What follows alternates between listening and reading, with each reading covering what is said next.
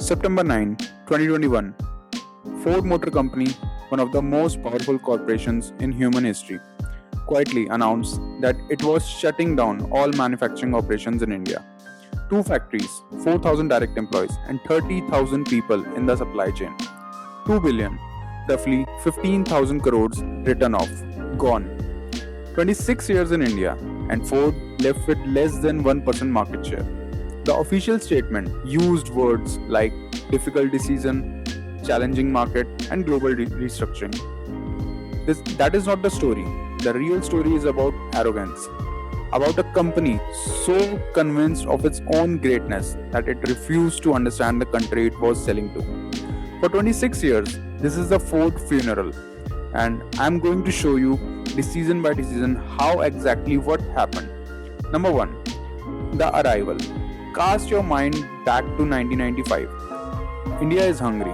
4 years after liberalization, the economy is opening. Foreign investment is rushing in, and the automobile sector is about to explode. Maruti has been dominant for over a decade, but its monopoly is cracking. Hyundai is preparing to enter. Daewoo is already here, and General Motors has just arrived. Every major car company on earth is looking at India and seeing the same thing. 1 billion people, most of them without a car. All of them want to have one. Into this moment walks Ford. Ford Motor Company, founded in 1903, the company that invented the modern assembly line, the company that put America on wheels. One of the most recognized brands in human history. They entered India through a joint venture with Mahindra, 50-50 partnership. Their first product, the Ford Escort. And right here in 1995, the first mistake was made. The Ford Escort was a European car, designed for European roads, European buyers, and European pockets.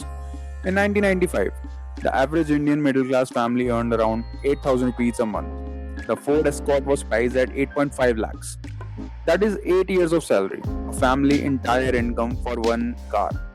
Ford had arrived in India and they had already decided not to understand it. Number 2 reason, the icon movement. Now, to be very fair to Ford, they did learn once. In 1999, Ford launched the Ford Icon, and for one brief, brilliant moment, it looked like Ford understood India. The Icon was everything the Escort was not. Priced accessibly, built for Indian roads, stylish in a way that felt aspirational but reachable. They marketed it one of the most memorable campaigns India advertising has ever seen.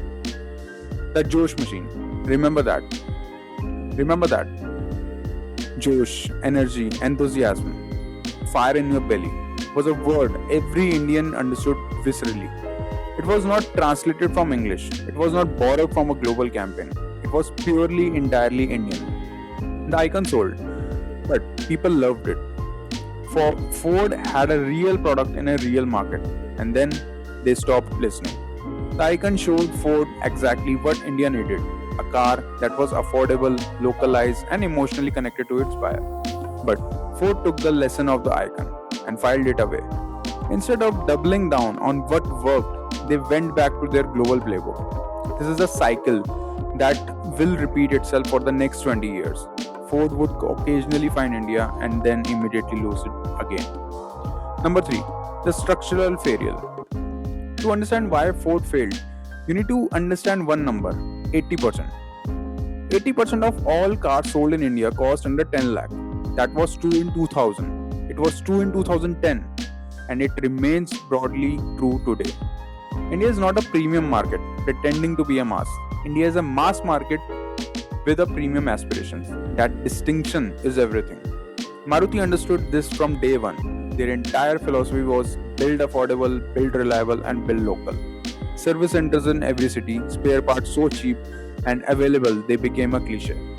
Hyundai understood it, and when they launched the Santo in 1998, they did not bring a Korean car to India. They built an Indian car in Korea. Tallboy design for Indian road conditions. Price point that matched Indian income reality. Ford, despite being in India for almost a decade by this point, was still primarily thinking about India as a dumping ground for global models with minor adjustments. Their service network was thin, spare parts were expensive, and resale value, the single most important metric for the Indian middle class buyer, that was catastrophic. A Ford car would lose 30 to 40% of its value in the first 2 years, and a Maruti lose 15 to 20%. In a country where buying a car represents years of saving, that difference is not a preference. That difference is a deal breaker. And Ford's leadership, sitting in the Dearborn, Michigan, kept looking at the Indian market through an American lens, asking American questions and expecting American answers. In America, resale value does not define a car purchase the way it does in India. In America, a thin service network is inconvenient. In India, it is deal breaker. In America, a 2 lakh maintenance bill is manageable, but in India, for a middle class family, it is a crisis. Ford never fully made that translation, and the market, patient at first, eventually stopped waiting for them to figure it out. Number 4. The EcoSport illusion. In 2013, Ford did something remarkable. They launched the Ford EcoSport, India's first compact SUV before Brezza, before Nexon, and before Venue. Ford was first. The EcoSport was genuinely brilliant. Right price, right size, right moment. India was falling in love with SUVs, and Ford had invented the segment before anything else arrived. Waiting list stretched to 6 months. The EcoSport became Ford's best-selling car in India by a distance. For a moment, Ford looked like a winner. They did not follow through. Maruti, the moment it saw the EcoSport succeed, began working on the Brezza. Hyundai began on the Venue, Tata began on the Nexon. These companies understood compact SUV is not a trend, it is a permanent shift in Indian consumer preference, and they mobilized everything to own that shift. Ford, the company that invented the segment, updated the EcoSport once in 6 years.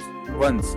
By the time Brezza launched in 2016, the EcoSport had not received a meaningful upgrade. The interior felt dated. The features were behind, and Maruti, with its 4,000 service centers against Ford 400, simply took the market Ford had built. Ford created an entire category in India, educated the market, built the demand, and then handled the category to its competitors. In business, being first means nothing if you cannot defend your position. Ford discovered this is a very hard way twice.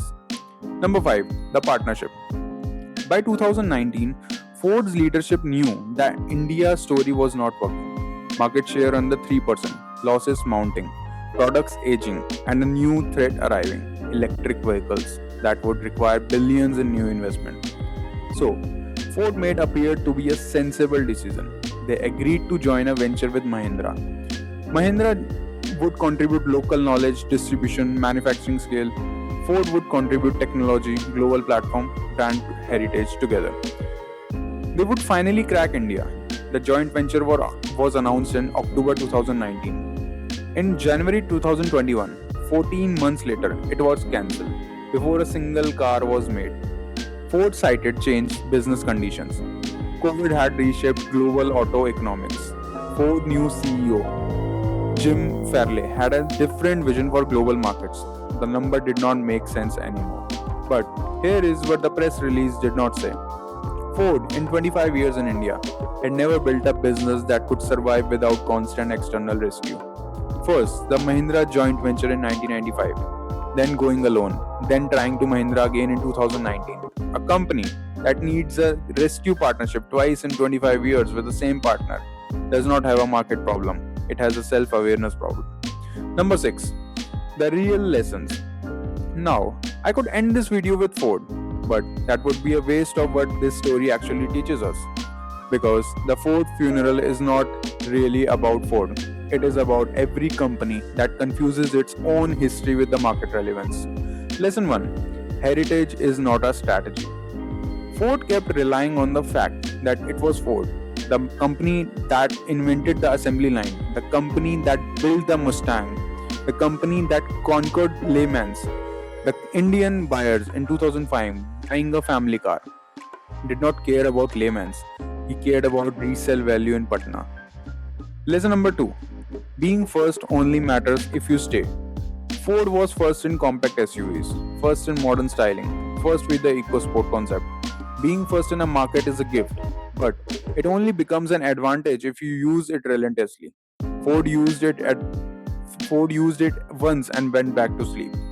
Lesson number 3. You cannot understand a market from headquarters. Every major decision Ford made about India was made in Tier 1 by people who had never lived the reality of the Indian middle class, who had never felt the weight of spending 5 years saving for a car, who had never worried about finding a service center in Tier 2 India. Maruti's CEO live in India. Hyundai's India CEO has spent decades here. Tata's auto leadership grew up in this market. Proximity to the customer is not a management philosophy. It is a competitive weapon and Ford never had it. Number 7. The eulogy. I want to end this video with something that I think important to say. Ford made good cars. The Icon was genuinely loved. The EcoSport was genuinely innovative. The Figo launched in 2010 was a genuinely competent car at a genuinely honest price. The people who bought those cars loved those cars. The engineers who built them were proud of them. The 4,000 workers who lost their jobs in 2021 did nothing wrong. The tragedy of Ford India is not that product fails. The tragedy is that organization failed the products. Every business operating in India right now, every single one should study this story, not as a cautionary tale about foreign companies, but as a cautionary tale about what happens when you stop listening to your market. India does not forgive companies that take it for granted. It does not reward legacy. It does not care about your history. India only rewards one thing, that is relevance. This is what Wheelcraft is all about. Not reviewing cars, decoding the business behind them. The next documentary in this series is The Maruti Monopoly. Is how one company did everything Ford did not and built something so dominant that it is almost unfair. Did you ever own a Ford car in India? What was your experience? Drop it in the comments. I read every single one. Subscribe to Wheelcraft and see you in the next documentary. Bye.